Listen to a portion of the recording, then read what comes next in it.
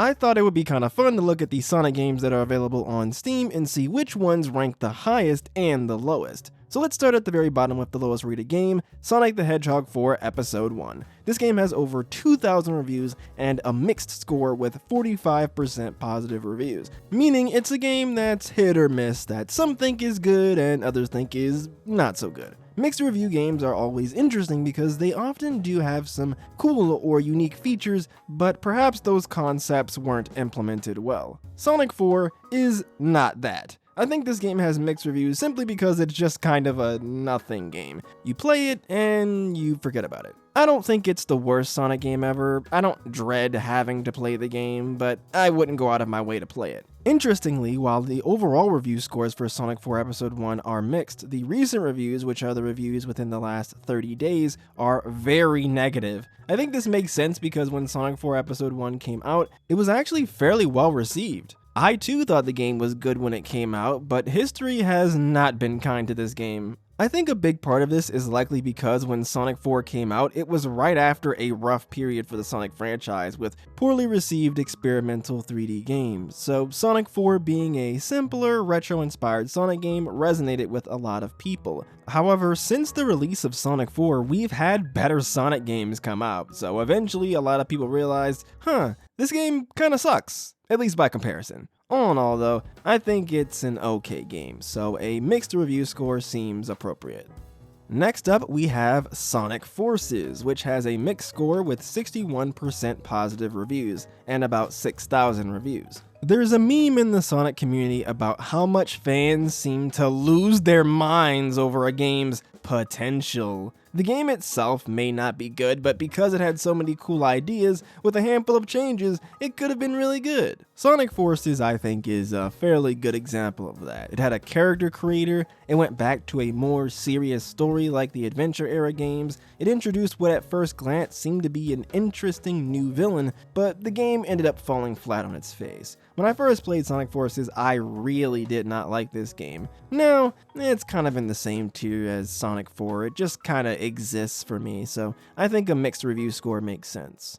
Next is Sonic Lost World, which has a mixed score with 65% positive reviews and about 3,500 reviews. Now, Sonic Lost World is a game that I think is underrated. I made a whole 40-minute video talking about Sonic Lost World and how it's actually a pretty solid game with some fun level gimmicks, nice visuals, and a cool moveset for Sonic. It has its issues, like the forgettable villains and questionable writing, but I think the Sonic fanbase might be selling this one a little short. While Sonic 4 came out at the right time, I think Lost World came out at the wrong time. 3D Sonic had finally found its footing with the boost gameplay, and then Lost World decided, nah bruh, let me be different. I'm just saying, don't be surprised when in 5 years everyone is talking about how Lost World is an underrated gem. So hey, you might want to buy in on your Sonic Lost World stock now. Continuing on with the mixed review scores, we have Sonic Colors Ultimate with 900 reviews and an overall mixed rating with 68% positive reviews. Sonic Colors Ultimate is a remaster of Sonic Colors, and according to quite a few people, not a good remaster.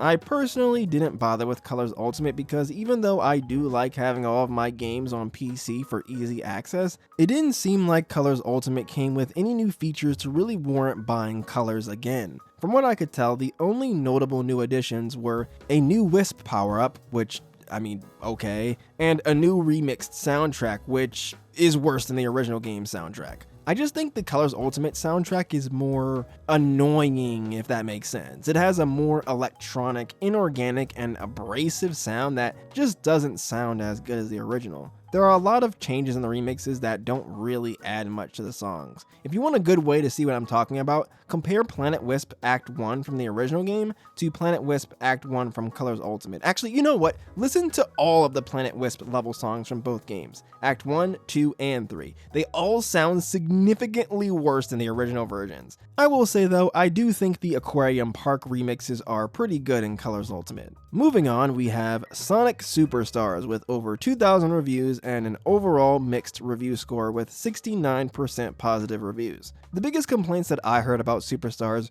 were the really long, annoying bosses and the jank multiplayer. I haven't messed with the multiplayer myself, so I can't speak on that. I'm not a fan of the bosses, but besides that though, I like Superstars. I'll have to go back to it sometime to give my full in-depth thoughts on the game, but I think it's got some fun stuff, like the emerald powers and neat level gimmicks. In any case, let's finally move out of the mixed review score purgatory and on to the positive review score games with, funnily enough, Sonic Origins. This game has 3,600 reviews and an overall mostly positive review score with 72% positive reviews. Sonic Origins is a collection of several of the classic Sonic games, and all in all, while not an amazing collection, I think it's a perfectly fine way to play the classic Sonic games. I appreciate the new features like widescreen, removing the life system, and multiple playable characters. My biggest complaint is the changed music in half of Sonic 3's levels. While I'm perfectly fine with playing Origins for Sonic 1, 2, and CD, I just can't play Sonic 3 and Knuckles in this collection. I believe this game had mixed reviews around the time it first launched due to its price tag, the occasional bugs, and the lack of a ton of cool new features. But if the Steam reviews are anything to go by, a lot of new Sonic fans are enjoying this collection, which makes sense. For die-hard Sonic enjoyers who have all of the various different ports and remasters of these games, Origins really isn't anything special. But if you just want a straightforward, easily accessible way to play these games on your Switch or PlayStation or whatever, Origins gets the job done, especially if you can get it on sale with the DLC included.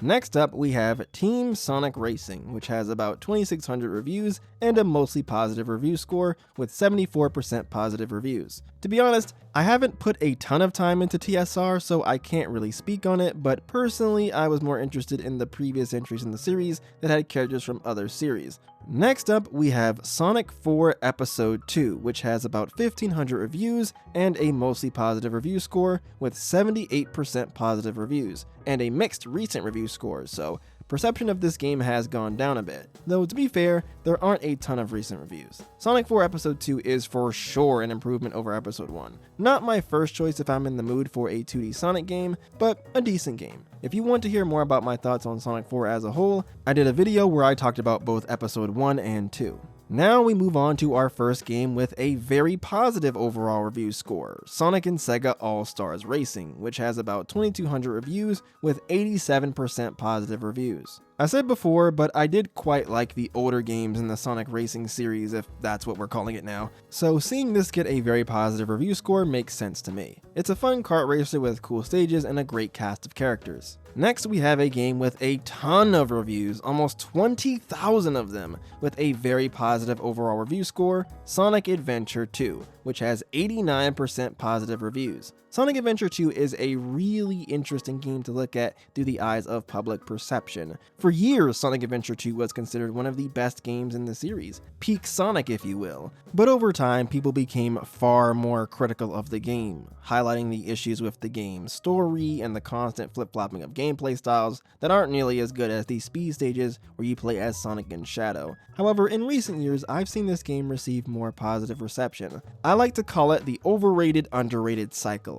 A game, movie, or well, any form of media gets called amazing by fans, which leads to it getting really popular and receiving a ton of praise, which leads to people checking it out later and being underwhelmed when it doesn't live up to the expectations, which leads to more people pointing out its flaws and calling it bad. Now that everyone thinks the game is bad, people go back to it and realize the game is not as bad as everyone says it is, and then it starts getting praise again, and so on and so on. Adventure 2 has a ton of awesome stuff. The Child Garden is a neat side mode, it has one of the best soundtracks in the entire Sonic series, and it introduced one of the coolest Sonic characters in the series. Although, the game still does have its issues, like the poor audio mixing, the plot contrivances, and the fact that I'm still going to therapy after experiencing mad space. Whatever you think about Sonic Adventure 2, at the end of the day, it's a pivotal point in the Sonic franchise, and it's a game that a lot of people love.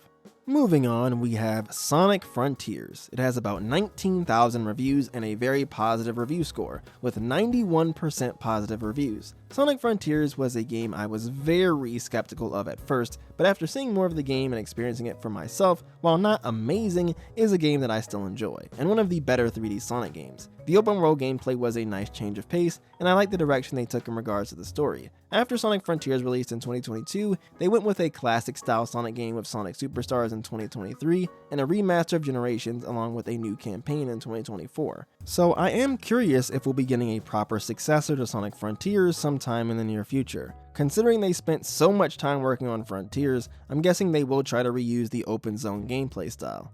In any case, let's move on to the next game, Sonic Adventure DX. It has about 13,000 reviews and a very positive overall review score with 92% positive reviews. While Sonic Adventure is pretty beloved by fans, this is the DX Director's Cut version of the game, which made a number of graphical changes and it introduced some new glitches. Even so, the game is still very highly rated here, as you can see. I doubt SEGA would ever make a more faithful port of the original Dreamcast version, simply because while I do think DX is a downgrade in some areas, it's really only something very hardcore Sonic fans are going to care about. Next up, we have Sonic and All-Stars Racing Transformed. It has about 11,000 reviews and a very positive review score with 93% positive reviews. This is just a really fun kart racer, and like I said before with its predecessor, it has a great cast with a ton of characters from a bunch of different SEGA properties, which is awesome, and there's even some non-SEGA characters too, like Wreck-It Ralph and Danica Patrick. This game got really experimental with its roster, which was super cool, but even just from a gameplay perspective, the controls are tight, the stages are cool,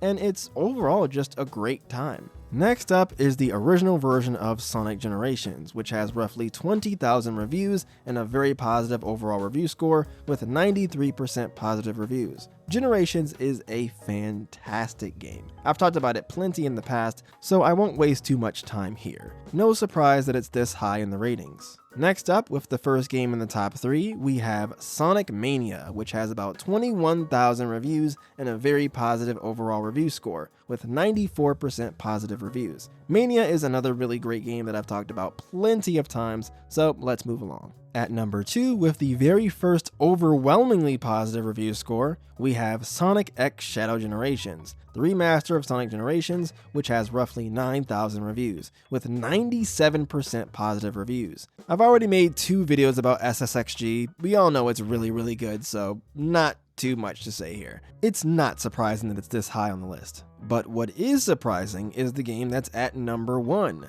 The Murder of Sonic the Hedgehog. It has roughly 23,000 reviews and an overwhelmingly positive review score with 97% positive reviews. Murder of Sonic came out of nowhere and it completely captivated fans with its great art style, fun dialogue, and simple but satisfying detective gameplay. I really should make a full video about this game. It's only like 2 hours long, so it never gets old, and in fact, it even leaves you wanting more. I said before that it was surprising that Murder of Sonic is the highest rated Sonic game on Steam, but then again, it's not too out there when you consider the fact that it's a free fan service game. The game would have to be really bad to get a significant amount of negative reviews. But that's it, everyone. That's all of the Sonic games on Steam, from the lowest review score to the highest score. I made this list on February 9th, 2025, so whenever you're watching this, the rankings and data could be a bit different. Keep in mind, these are only the games that are available right now, because there have been a number of Sonic games that have been delisted, like Sonic CD and Sonic 3D Blast. Also, Sonic Generations is not available individually. You have to get it as a part of a bundle. In any case, I think that's about it. If you're interested in watching more Sonic videos, here's a playlist filled with videos about the Blue Blur that I've done. That's all I've got to talk about for today though, so thanks for watching y'all, and have a great rest of your day.